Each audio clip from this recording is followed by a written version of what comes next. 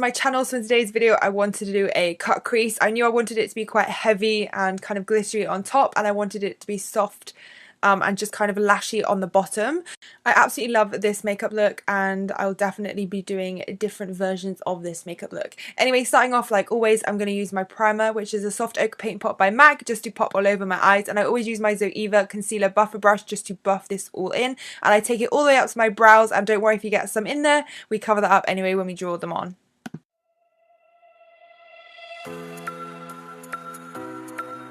So first of all, I'm taking my Maybelline gel eyeliner. You guys know how much I love my Maybelline gel eyeliner, and I have swapped it in for the Rimmel London one. I knew I needed to go back to Maybelline. And I'm taking my 312 detail liner brush from Zoeva to carve out this circle. I'm using my eyeball as a stencil to kind of carve like half a circle or like a dome shape on my eyelid. And I'm going above the crease, so when my eyes open, you can still see that black line. So the first shade I'm going to go in with is my Peach Smoothie from Makeup Geek, and I'm just going to use this as my transition shade, taking my 228 brush to buff this in.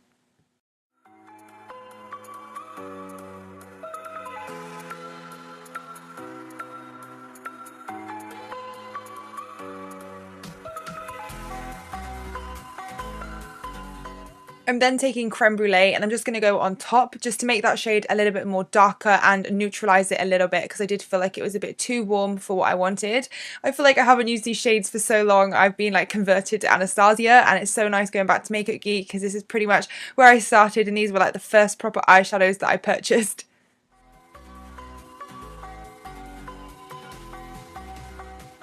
Then dipping into my Makeup Addiction Cosmetics Flaming Love palette, I'm taking the shade Sahara Desert, which is a really warm reddy brown, and I'm just going to pop this into my crease using my 227. Not going to lie, I probably should have used a smaller brush, but it worked out fine. So I just popped this into my crease pretty much just above the line, and then I kind of swiped it and then used tiny little circular motions to buff this out into Creme Brulee and Peach Smoothie. Then going in my 228 brush to make sure that everything is blended nice and seamlessly, because it can look a bit choppy and chalky when you're doing cut creases, so just take your time with blending.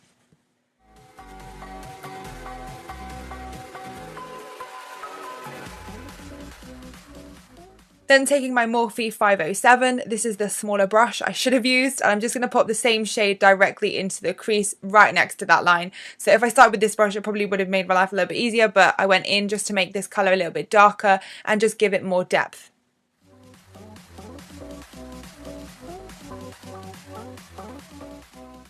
Then adding another shade from the palette, and this is Brownie, and I absolutely love this. It's a really, really rich dark brown, and it is beautiful. But I'm taking this on my Morphe M326 brush, and it's almost like a flat detailer brush. It's a bit more dense than the detailer brush from Zoeva.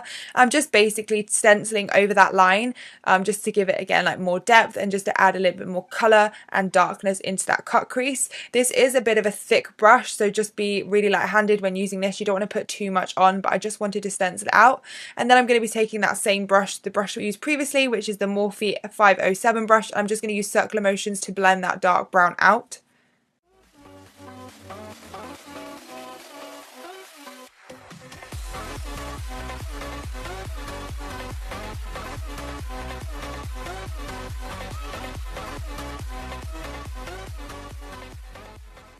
The next shade I'm going to be taking is Corrupt by Makeup Geek, and I'm taking that on my Morphe M515 tiny little pencil brush. This is like my favourite brush for detail. This is so cute, and I can't wait to do more like creative looks with this. So basically I'm going to do the same thing that we put with Brownie, but I'm using a smaller brush, so this will just be a little bit more tighter into the crease, so it'll have that nice fade from really black to brown to that warm red and then to that nice orangey peachy shade. Then I'm going to blend it all together, again making sure everything's seamless. Every time I do something, I always like to blend it out just to make sure there's no harsh lines. It will just make your life easier if you blend in between.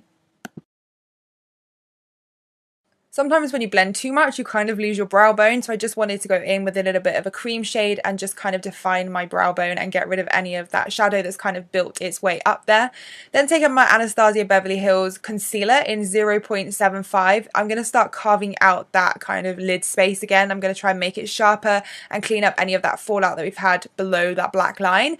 I'm using a concealer brush, and just take your time. Again, use your eyeball as a stencil and just kind of, I always say to people, just go for it. If you go over over the black or anything, you can go back and correct it, but just go for it. Same with eyeliner. Then I'm going to pop some powder on top just to set it in place so it's not wet and sticky, so then when you open and close your eye, it's not going to stick and ruin all of that eyeshadow that you just worked so hard to blend.